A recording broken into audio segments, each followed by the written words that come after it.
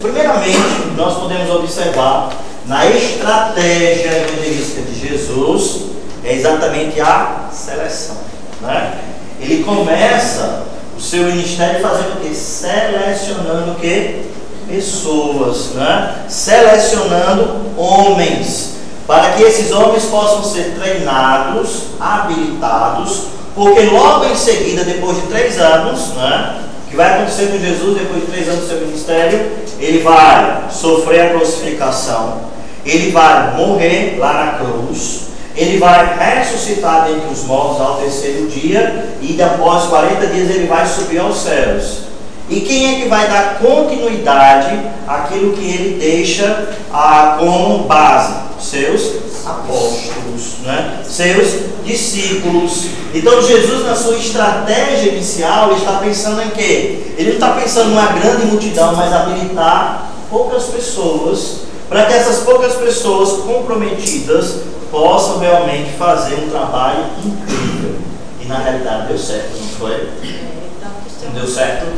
Porque se a igreja ainda existe hoje, é porque realmente aqueles homens que foram treinados por Jesus abalaram a sociedade da sua época, e Deus levantou outras pessoas durante a história da igreja para que a igreja continuasse. Afinal de contas, Jesus fez uma promessa. Ele disse que as portas do inferno não prevalecerão contra ela, né? Então Jesus estava dizendo que a igreja iria continuar, né? Então, a princípio, Jesus ele seleciona homens, né? Seleciona pessoas. Então, homens era o método de Jesus, né? Ele está investindo em pessoas para que essas pessoas possam futuramente também dar continuidade. Isso é uma reflexão muito importante também para nós, né? Nós precisamos também investir em pessoas. Vamos imaginar aquela pessoa lá, uma pessoa descrente, uma pessoa sem Deus, né? Mas vamos nos aproximar, né? Vamos tentar ajudá-la a entender a verdade de Deus. Hoje em dia, irmãos, é muito raro alguém pela primeira vez ouvir o Evangelho e se converter. Vocês concordam comigo? Não é? A pessoa tem que ouvir 1, 2, 5, 10 vezes, até várias vezes, para poder o coração ser quebrantado e entender que precisa realmente de Jesus Cristo, né? Então é uma situação completamente difícil. Então Jesus, ele está focando em pessoas específicas. Tudo começou quando Jesus chamou alguns poucos homens para que o seguissem. Apesar de multidões o seguirem, sua preocupação não era em programas para alcançá-las, e sim com homens a quem as multidões o quê? Seguiriam, né? Então eu vou investir nessas pessoas que possam ser homens de caráter, pessoas firmadas, pessoas responsáveis, pessoas compromissadas, para que essas pessoas posteriormente possam atrair as pessoas não apenas pela habilidade de levar a mensagem, mas pelo seu caráter, a sua personalidade. E o que nós vemos lá em Atos capítulo 4 é algo interessante, né? Atos 4 e Atos capítulo 5, Pedro, ele foi preso. E na sua prisão, disseram para ele: olha, a gente vai libertar você, mas ó, silêncio, não fala mais nada acerca desse tal Jesus de Nazaré aqui em Jerusalém. Você está proibido. As autoridades estão calando a voz de Pedro. E Pedro diz o quê? Ah, tá bom, a gente vai falar mais não, tudo bem. Não, diz, olha, importa agradar a Deus e não aos homens. Nós não podemos deixar de falar das coisas que vimos e ouvimos. E olha só a atitude de Pedro, a atitude realmente de ousadia, né? E essa sua atitude ousada de ser uma pessoa destemida fez com que a igreja o quê? Crescesse, né? Então veja a estratégia de Jesus. Eu vou gastar 3 anos treinando pessoas, investindo em pessoas, para depois estes homens maduros poderem dar continuidade a essa obra de evangelização, né? Então tudo começou exatamente com aqueles pequenos homens. As pessoas eram a base do seu método de ganhar o mundo para Deus. Então Jesus, ele está interessado na formação de pessoas, né? E nós precisamos também pensar nisso. Qual foi a ordem que Jesus deixou para a igreja? Ir por todo mundo e pregar o evangelho a toda criatura. Mas está faltando uma partezinha dessa ordem. O quê? Fazer discípulos, né? E Jesus diz lá em Mateus 28, versículos 19 e 20, ensinando-os a observar todas as coisas que vos tenho ordenado, e eis que estou convosco todos os dias até a consumação do século. O que é que Jesus está ensinando? Vocês fazem discípulos, vocês atraem pessoas para mim, mas você também tem que ensinar essas pessoas ao quê? A crescerem. Então Jesus, ele não quer crentes novinhos ou imaturos, né? Recém-nascidos. Jesus quer que a igreja cresça, que aquele novo convertido se forme como um servo realmente fiel ao Senhor. Por quê? Na sua formação, no seu caráter, na sua vida digna diante da sociedade, respeitosa e bom testemunho, ele vai impactar outras pessoas também, né? Então eu achei muito interessante, né, sobre essa perspectiva que Jesus tinha com relação à evangelização. E nós, irmãos, somos responsáveis também, né? Vocês estão sendo treinados para quê? Para evangelização. Mas não é somente, graças a Deus, fulano de tal se converteu, minha amiga se converteu. E agora? Agora é sua responsabilidade também de ajudar essa pessoa a crescer na graça e no conhecimento de Jesus. Se você não faz isso, você está agindo com irresponsabilidade. Porque nós temos o dever também de ajudar as pessoas no seu desenvolvimento espiritual, certo? E pessoas comuns e sem instruções, de acordo com o padrão do mundo, mas tinham capacidade de aprender. Realmente, parece que Jesus, humanamente falando, né, não foi sábio de escolher homens temperamentais, homens ignorantes, homens que não têm uma péssima formação acadêmica, porque Jesus não escolheu a elite. Homens formados, inteligentes, reconhecidos pela sociedade. Porque Jesus escolheu pescadores, cobrador de impostos que era desprezado pela sociedade, né? Pessoas que gostavam também de se envolver com rebeliões, enfim. Jesus escolheu essas pessoas temperamentais, homens simples. Mas Jesus disse, eu quero treinar vocês. Paciência, né? Paciência com as pessoas.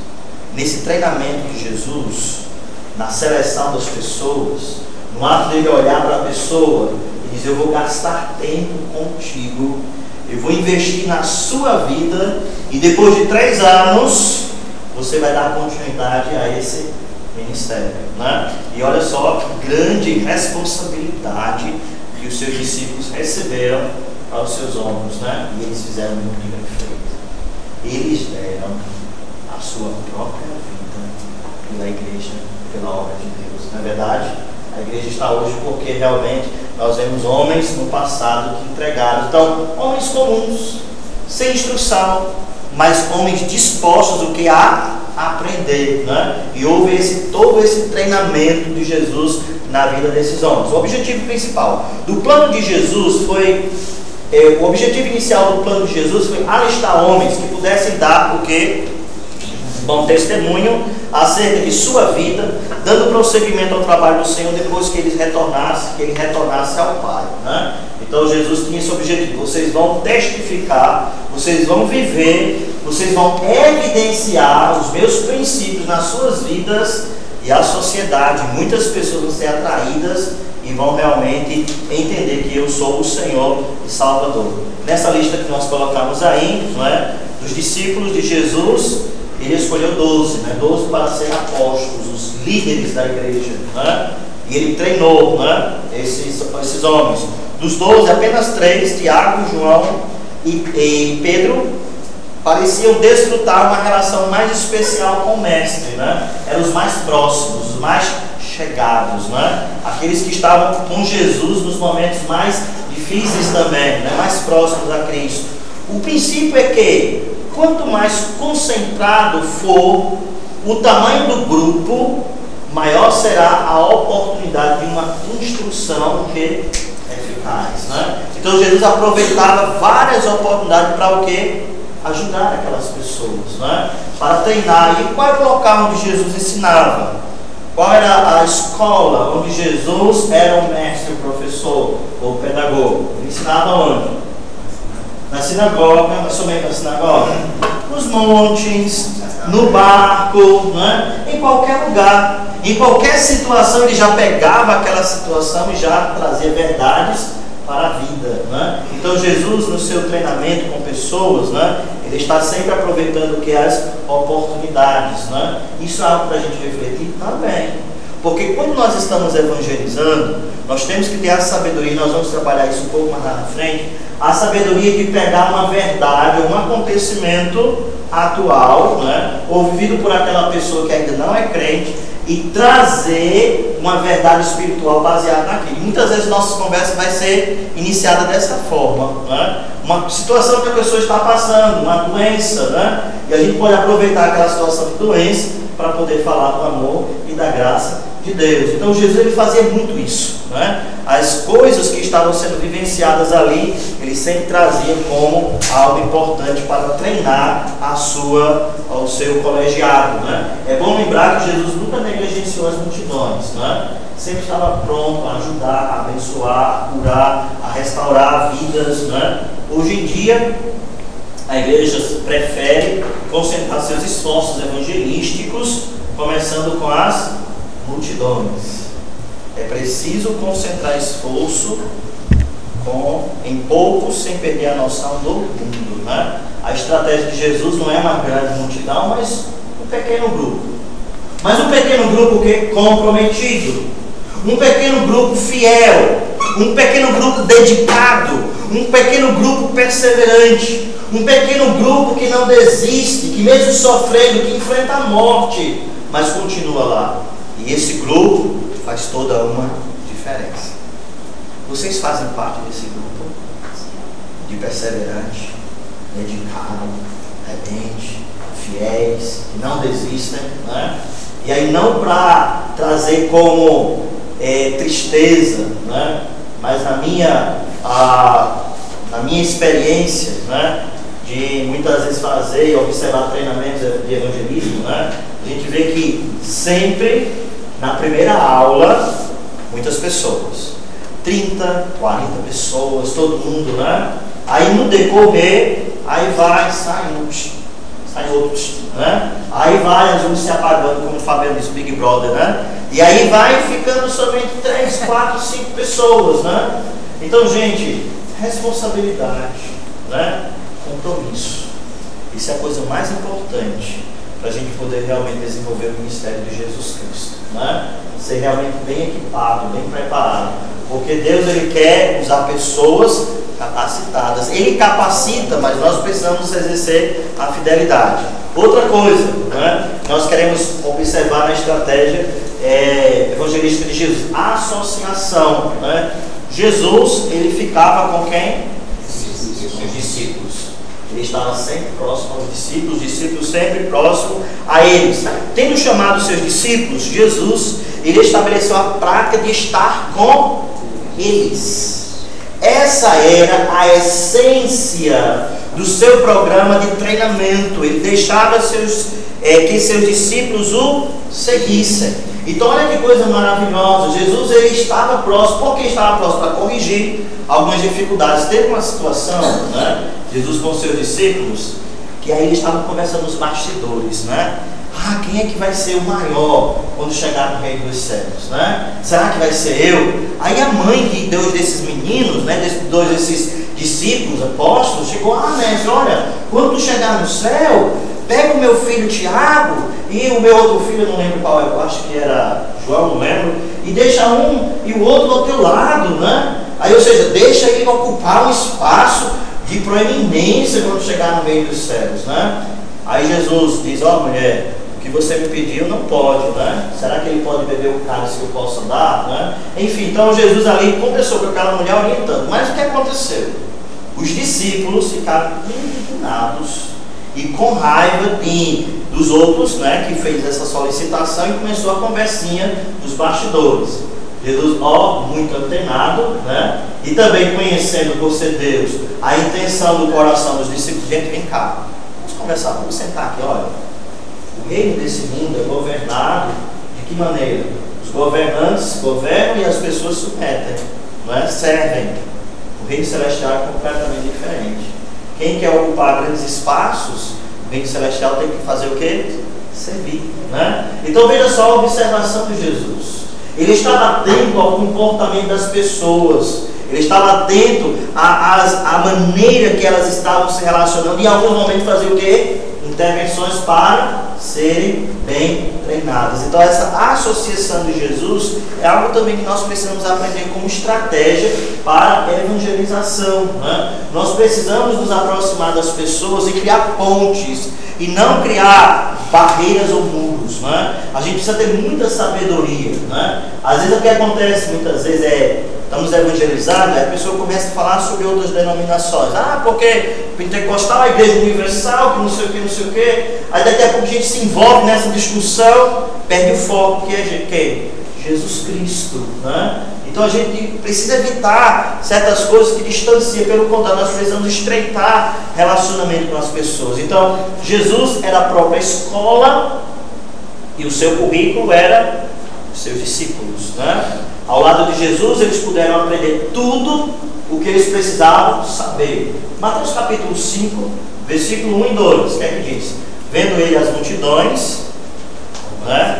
Aliás, vendo Jesus as multidões, subiu ao monte e aproximaram-se dele os seus discípulos e abrindo a sua boca, ensinava-os, dizendo, bem-aventurado, e por aí vai, né? Então veja só, as pessoas se aproximando de Jesus. E como as pessoas estão se aproximando de Jesus, Jesus, agora eu vou ensinar vocês, né? A associação está próximo.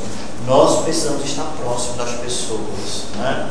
Não há possibilidade alguma de alcançarmos pessoas para Jesus se nós não nos aproximarmos delas. Nós precisamos estar, né? Por exemplo, a pessoa está passando por uma luta, por uma dificuldade, se aproxima. Quem sabe Deus não está querendo usar você para alcançar essa pessoa para Ele, né? Nós precisamos estar próximos às pessoas que estão perdidas e assim atraí-las para Jesus, né? Ele participava, né? Os seus discípulos participavam das viagens com Jesus, dos momentos alegres, como também dos momentos de tristeza. Jesus conhecia ou reconhecia as limitações desse método com relação à companhia das mulheres também, né? Então, como era um grupo de homens, geralmente as mulheres não acompanhavam todo o tempo. É necessário tempo. A igreja precisa entender que é necessário um investimento em vidas para se capacitar obreiros e novos convertidos, ou seja, investir em pessoas, né? Quanto você gastou financeiramente para estar hoje à noite? Esse material que vocês receberam, gastou quanto no seu bolso? Nada. Né? A igreja, né? Comprou o material, está investindo em vocês. Esse tempo aqui, né, é um tempo de investimento, né? A apostila que vocês vão receber no final deve ter aproximadamente umas 40 páginas, né? Todos vocês, depois vocês vão encadernar e ficar bonitinho, certo? Então nós estamos investindo, por quê? Porque nós entendemos que esse dinheiro que nós tiramos do caixa da igreja para comprar essas apostilas, essas camisas, etc., é um investimento na sua formação. Agora, você também precisa reconhecer isso e dar também a sua contribuição, como? Vindo para a aula, participando, interagindo e crescendo também, certo? Então é muito importante o investimento em pessoas, né? Terceira coisa, a consagração. A estratégia de evangelismo de Jesus era uma estratégia também que exigia o quê? Obediência, né? Consagração. Jesus esperava que os seus discípulos, ou que os homens que o acompanhassem, e fossem o quê? Obedientes, né? Que eles estivessem sujeitos à sua autoridade, que pudessem cumprir as tarefas ou as delegações que ele colocava. E Jesus dava muitas ordens também para os seus discípulos, né? Não que ele fosse autoritário, mas que em alguns momentos era necessário distribuir responsabilidades. E quando Jesus dava uma responsabilidade aos seus discípulos, o que é que ele esperava? Que eles cumprissem cabalmente aquilo que foi colocado sobre os seus ombros. Então Jesus chega lá no seu último ano de ministério, indo para Jerusalém, né? E ele mandou 2 dos seus discípulos preparar o que? A Páscoa. Ele disse, vai lá, você vai encontrar um homem com um cântaro na cabeça, fala para ele que o mestre mandou, organiza lá o cenáculo, organiza a comida. Ou seja, Jesus estava assim, descansado, porque ele tinha certeza que os seus discípulos iriam cumprir cabalmente aquilo que foi delegado, certo? Nós também precisamos ter essa perspectiva como discípulo de Jesus, né? Responsabilidades que foram atreladas a nós, é necessário obediência e lealdade, né? Ele não queria que fossem espertos, mas eles tinham que ser leais. Não lhe foi pedido que assinasse algo ou fazer uma declaração de fé, apenas que seguissem, né? Vinde após mim e eu vos farei pescadores de homens. Eu vou treinar vocês a ganhar homens, a pescar não peixe, mas vidas preciosas, né? Então Jesus está mostrando a eles, me seguem. E alguns desses, 4 deles, né? Foram 4 deles abandonaram as redes e seguiram Jesus. O homem que estava lá no seu gabinete cobrando impostos. Quem foi o cobrador de impostos? Dos discípulos de Jesus, o apóstolo. Escreveu o primeiro livro do Novo Testamento. Mateus, muito bom, né? Estava lá e Jesus, olha, vem após mim. Ele abandonou todo o seu trabalho e foi seguir a Jesus. Obediência. Obediência é algo importante no processo de discipulado. Obediência é uma coisa importante no processo de desenvolvimento espiritual. Então Jesus se aproximava dos seus discípulos, selecionou, mas ele exigia também obediência, submissão, né? Parece fácil a princípio, depois percebe-se que significa a rendição da própria vida em todos os aspectos ao Mestre. Jesus até uma vez chegou a dizer, né, lá em Lucas capítulo 9, versículo 23 e 24, né? Aquele que quiser ser meu discípulo, dia após dia, negue a si mesmo, tome a sua cruz e siga, né? Então ele está dizendo que se quer realmente participar do meu colegiado de discípulo, você precisa também tomar uma decisão, negar a si mesmo. E o negar, o renunciar a si mesmo, todos os dias, né? Então Jesus ele exigia obediência, né? O custo era alto, né? E você vê esse texto de Lucas 9, 57 a 62, que foi praticamente o texto que eu também citei, né? Mas infelizmente poucos quiseram pagar o preço. É uma tristeza, irmãos, a gente abrir o texto lá de João capítulo 6, versículo 67. Sabe o que está acontecendo nesse texto? Nós temos uma multidão que na noite, no dia anterior, receberam de Jesus e perceberam de Jesus um grande milagre. Qual foi o milagre? A multiplicação dos pães e dos peixes. Eles ficaram tão animados e, puxa, esse Jesus é incrível, ele alimenta gente, né? Tem gente assim, né? Bem, saúde, né? Alimentação, enfim, eu quero seguir. Aí o que acontece? Jesus tem um debate muito sério com aquelas pessoas, né? Eles começam a ficar desgostosos com Jesus, eles não entendem a mensagem espiritual que Jesus está trazendo. O que acontece? Começa a abandonar, começa a desistir dele. E praticamente todos o abandonam naquele momento. E aí Jesus diz para os seus apóstolos, né? E vocês?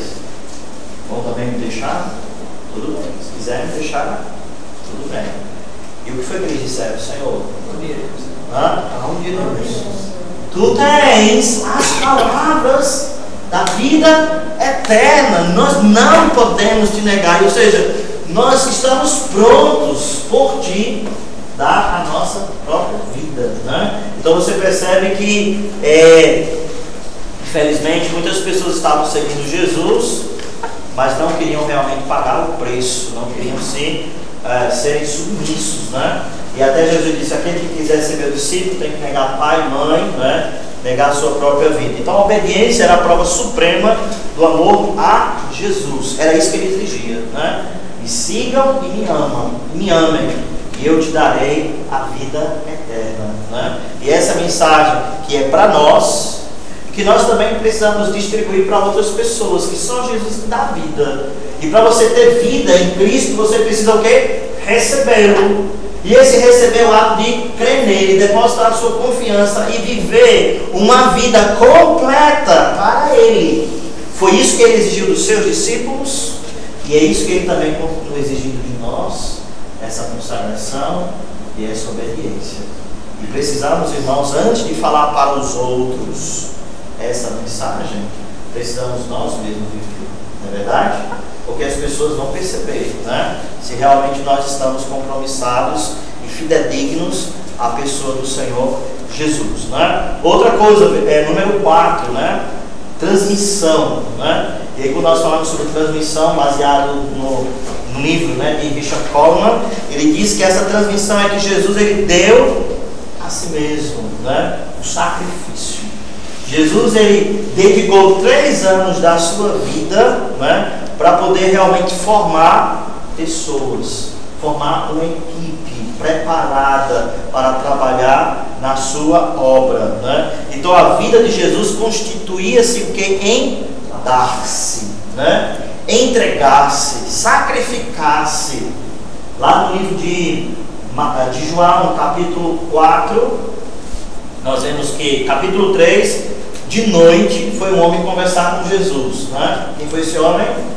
Nicodemos. Jesus provavelmente estava muito cansado naquele dia, né? Geralmente os dias de Jesus era cheio, tumultuado, enfim. Chega aquele homem batendo na porta, queria falar com como você está, né? E Jesus já vai logo no fundo, né? Se não nascer novo, não pode ver o reino dos céus, enfim, né? Capítulo 4, nós vemos meio-dia. Jesus estava cansado. O texto mostra que Jesus estava com fome.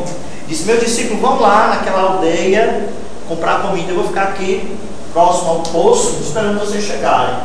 Meio-dia, chega uma mulher, né? Mulher samaritana, foi pegar água. E Jesus evangeliza aquela mulher, alcança aquela mulher.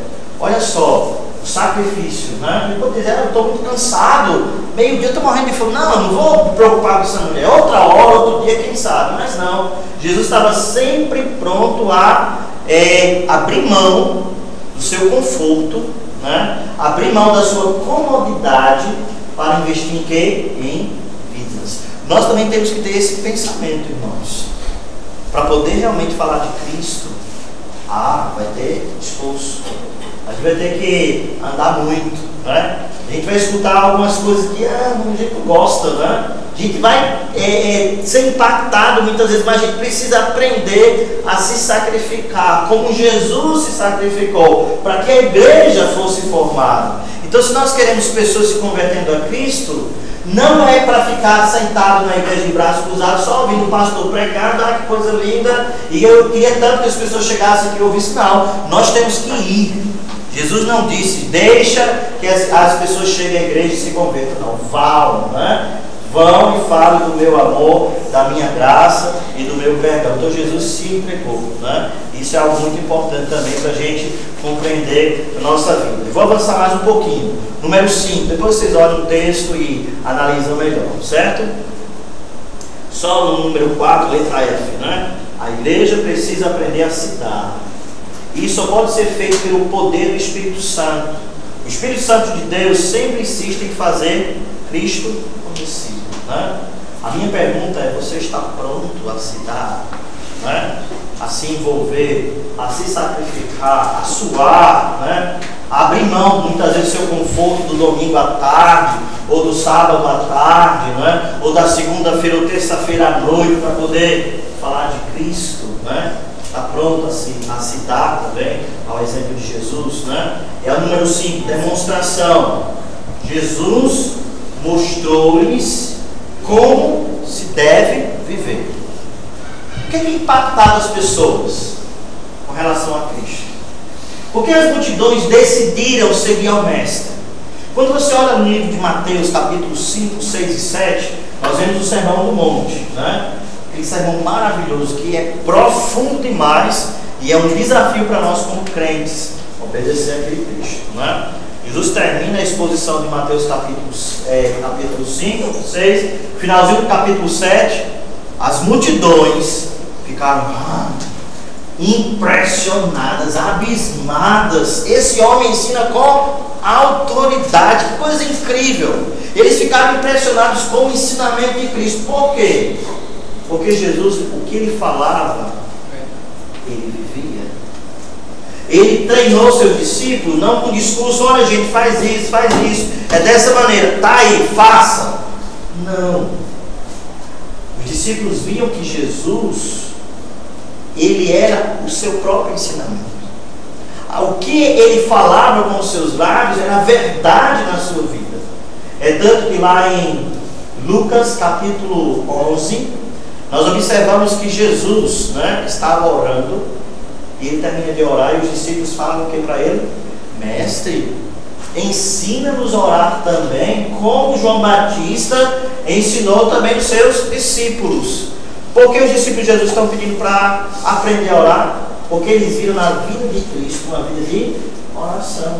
Eles foram impactados com o caráter, o amor, a verdade na vida do próprio Senhor e Salvador Jesus Cristo. Então Jesus, ele providenciou para que os seus discípulos aprendessem a sua maneira de viver diante de Deus e dos homens. É tanto que a igreja é chamada o que? Igreja cristã. Cristã porque vem de Cristo. E a nossa vida deve estar respaldada em quem? Em Jesus. Uma igreja que se diz cristã e não vive o evangelho de Cristo, não tem o direito de dizer que é uma igreja cristã. Um crente que se diz realmente crente e não vive a semelhança de Jesus Cristo, não trilha os passos do Mestre, não tem o direito, nem deveria ter a dignidade de dizer que é um cristão, porque Jesus não faz parte do seu estilo de vida. Então Jesus, ele impactou seus discípulos. A aplicação para nós vamos impactar as pessoas não com os nossos discursos. Olha gente, nós vamos aprender métodos aqui, nós vamos falar sobre várias coisas. Tem que fazer isso, tem que fazer aquilo, cuidado, não fala essas coisas, tem que fazer desse jeito, ou seja, várias regras, Mas o que vai ser mais observado quando você está evangelizando é a sua vida. E se as pessoas olharem para nós e não verem que nós temos uma vida autêntica, uma vida realmente respaldada nos ensinamentos de Cristo, sabe o que elas vão dizer? Deus me livre de ser crente igual a fulano. Ou seja, nós vamos ser uma pedra de tropeço na vida dessas pessoas. Então Jesus, ele conseguiu atrair pessoas porque ele vivia, a demonstração era a sua própria vida. Vivam da maneira que eu estou vivendo, façam o que eu estou fazendo, andem de maneira que eu estou vivendo. E a igreja de Cristo, ela sempre procura andar à semelhança do Senhor Jesus. Número 6, delegação. Aí nós vemos Jesus, ele distribuiu o trabalho entre os discípulos, Responsabilidade. Já que esses discípulos demonstram obediência quando ele chamou, venham após mim e vocês se tornarão pescadores de homens, maravilha, vamos abandonar as redes, vamos a seguir a Cristo, maravilha, eles estão mostrando lealdade, eles começaram a ser treinados, e agora Jesus está atribuindo responsabilidade a esses seus discípulos. Olha só ele trabalhando, caráter. Jesus, aí nós colocamos no texto, ele não deu tarefas logo de início aos seus discípulos. Que maravilha! Vocês querem vir após mim, já abandonaram a sua rede, agora vocês fazer isso? Não. Jesus, ele não era precipitado. E aí eu queria fazer uma reflexão para nós. Às vezes acontece de pessoas chegarem na igreja, aí veio a primeira vez, que coisa linda, segunda vez, terceira vez, quero Jesus, se converteu a Cristo, maravilha, essa pessoa sabe falar bem, essa pessoa consegue atrair as pessoas, seu testemunho, uma coisa incrível. Aí o que a gente faz? Infelizmente nós precisamos ter maturidade para isso. Irmão, vamos fazer isso, fazer aquilo, e já começa a colocar responsabilidade sobre os ombros daquela pessoa que ainda não foi treinada, não tem maturidade ainda para suportar ou pegar muitas coisas. Daqui a pouco a pessoa que não tem maturidade começa a se decepcionar, porque inevitavelmente, quando alguém está fazendo algo para Deus, o diabo fica tão descontente que usa pessoas, coisas, circunstâncias para o quê? Atrapalhar. E aquela pessoa tão jovem na fé, tão contente, animada, querendo servir ao Senhor, foi colocado responsabilidade, ela não tem ainda maturidade para suportar, não foi treinada, ou foi machucada, ela foi ofendida pelas circunstâncias, pelas adversidades, que às vezes acontece até dentro da própria igreja. Aí aquele fogo, aquela atividade, aquela alegria começa a murchar, e muitas vezes se desvia, se afasta de Deus, Então olha só a sabedoria de Cristo, esse treinamento, ele não atribui inicialmente tarefa aos seus discípulos. O seu objetivo é treinar, fazer com que eles entendam, tenham maturidade, forças para suportar as pressões que futuramente podem acontecer. Teve uma situação, eu acho que não está no texto aí, mas até Jesus diz lá em João capítulo 15, ou 17 ou 18, ele diz o seguinte: tenho muita coisa ainda para dizer para vocês, mas vocês ainda não podem suportar. Por que Jesus está dizendo isso? Vocês ainda não têm forças, vocês ainda não têm maturidade para aguentar certos ensinamentos nesse momento. Depois vocês vão compreender. Então a gente às vezes precisa também analisar o nível espiritual das pessoas, a maturidade que essas pessoas têm, e ter a sabedoria também de atribuir responsabilidade no tempo certo, porque o que nós vemos muitas vezes é que pessoas começam bem, animados, fervorosos, vamos lá, é aquela alegria, aquela euforia, e daqui a pouco vem as tempestades, as dificuldades, os contratempos, as críticas, as humilhações, as decepções, e a pessoa se isola, por causa de que não foi muito bem preparado. Então Jesus ele pensa também nesse sentido. Isso é uma reflexão para mim e é uma reflexão para cada um de nós. Um certo tempo ele os enviava a evangelizar o mundo. Tudo isso depois de uma boa participação em quê? Na sua vida. Jesus ele coloca a responsabilidade, porque ele sabe que aquela pessoa tem a habilidade e a competência, a maturidade para fazer determinada obra. E o que acontece no final? A gente vê que um deles traiu Jesus, e os outros também traíram. Todos eles abandonaram Cristo, quando Jesus estava prestes a ser crucificado ali, quando foi preso lá no jardim do Getsemane. Mas nós vemos que às vezes também nós podemos nos decepcionar com as pessoas também, Então nós vemos aí uma lista de coisas que Jesus fez, dando responsabilidade, atribuindo situações para que os discípulos pudessem participar e assim poder trabalhar e assim fazer bem o trabalho, Número 7, a supervisão. Isso é algo também importante. Estamos trabalhando com vidas. Estou investindo na vida de uma pessoa. Essa pessoa se converteu. Eu preciso ajudá-la a crescer espiritualmente. Lembra que tudo isso é estratégia de evangelização. A estratégia de evangelização de Cristo não é simplesmente convertido ou multidões o acompanhando, não. Jesus quer pessoas autênticas. Jesus quer pessoas realmente responsáveis, pessoas que o amem.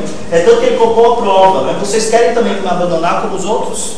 E os apóstolos disseram: não, Senhor, nós vamos continuar. Jesus não está interessado em números, mas em qualidade. Esse deve ser o nosso interesse. Que aquela pessoa que eu conseguir atrair para os braços de Cristo, daqui a 5 anos continue firme. Que daqui a 5 anos essa pessoa esteja madura, daqui a algum tempo ela esteja participando ativamente. Essa deve ser a nossa visão.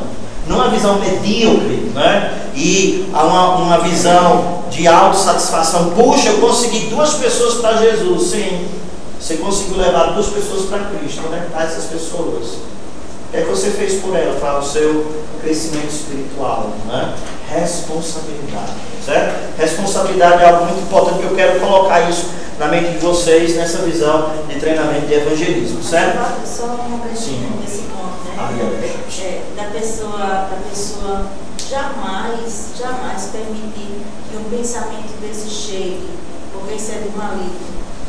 E além do mais, a gente não converte ninguém. São estratégias que fazem com que a pessoa abra os olhos ao Espírito Santo. Isso não é tarefa nossa. Exatamente. Nossa tarefa é ir fazer e mostrar. Só para que ninguém se glorie. Exatamente. Se alguém se converteu agora é do Senhor, é para a glória dele, é ele que fez a obra, Muito bem, supervisão, Então Jesus ele supervisionava os seus discípulos, Jesus estabeleceu a norma de ouvir os relatórios dos seus discípulos após as jornadas de serviços dele, ou seja, Jesus atribuía responsabilidade fácil. Quando eles voltavam, eles faziam o quê? Relatório. Senhor, eu fiz isso, fiz aquilo. Então Jesus estava atento para saber se eles fizeram cabalmente, de acordo com as deliberações que ele coloca, né? A fim de compartilhar com eles os benefícios da sua experiência ao fazer as mesmas coisas. Então Jesus está supervisionando. Isso é uma palavra também que deve estar impregnada no pensamento de evangelização.